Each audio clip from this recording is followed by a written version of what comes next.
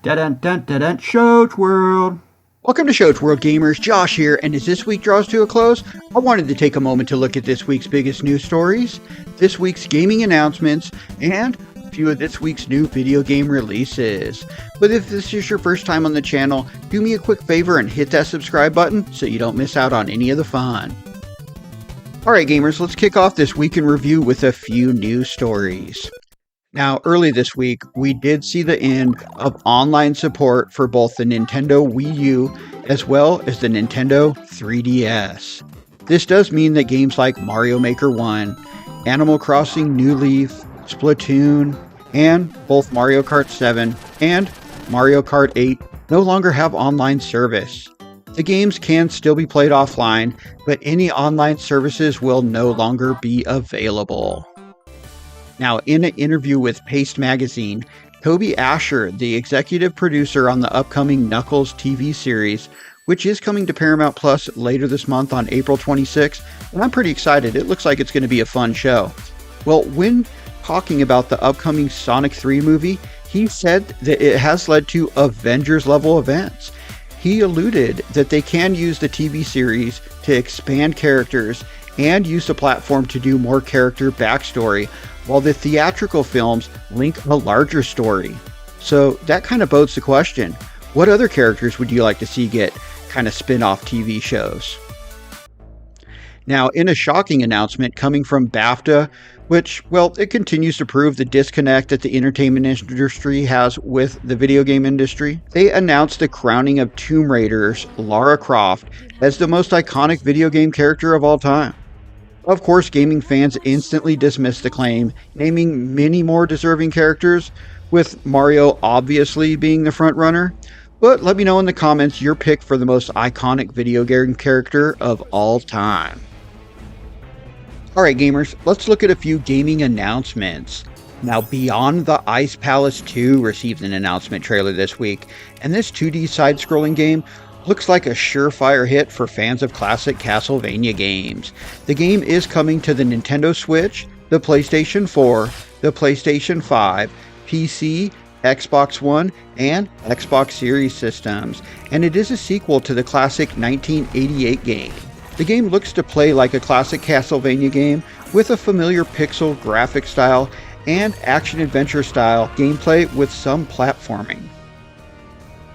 Now, Ready, Steady, Ship received a release date announcement trailer this week, as the game will be coming to the Nintendo Switch, the PlayStation 4, the PlayStation 5, the Xbox One, and Xbox Series systems on April 19th. The game is a couch co-op puzzle style kind of race against the clock game where you have to keep a factory running. Now, there is no online play for this, which is kind of disappointing, but it still looks like a lot of fun. Now, Total War Warhammer 3 Thrones of Decay received an announcement trailer this week. There was not any gameplay shown, but the cinematic trailer shown, well, it was pretty awesome looking. The game is a turn-based strategy and real-time tactics video game developed by Creative Assembly and published by Sega.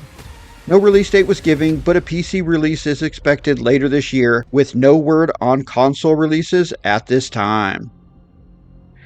Alright gamers, let's finish up with this week's new video game releases, and while this was another kind of light week, there was a few releases, and we're going to start with a game called Goons, Legends of Mayhem. It released this week on the Nintendo Switch, the PlayStation 4, the PlayStation 5, PC, Xbox One, as well as Xbox Series systems.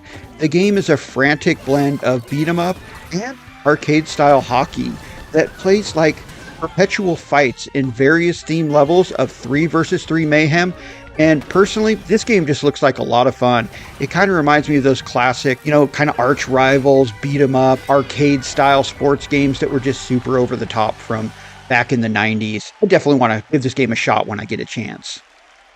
Also, Botney Manor released this week on the Nintendo Switch, the PC, Xbox One, Xbox Series systems, and it was a day one drop on Game Pass.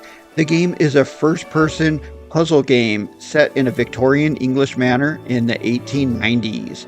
You play as a botanist finishing your research book, Forgotten Flora, as you explore the historical English manor and its grounds, researching how to grow rare plant specimens from seed. Alright gamers, that concludes this week in review for the week ending on April 12th.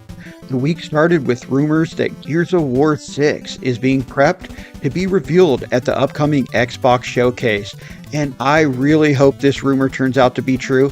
I am a huge fan of the Gears series, and it's been a long time since we've gotten a new Gears game. Then, WrestleMania weekend took place, and as the tagline for WWE 2K24 proclaimed, finish the story, Cody Rhodes finished his story, becoming the WWE Universal Champion.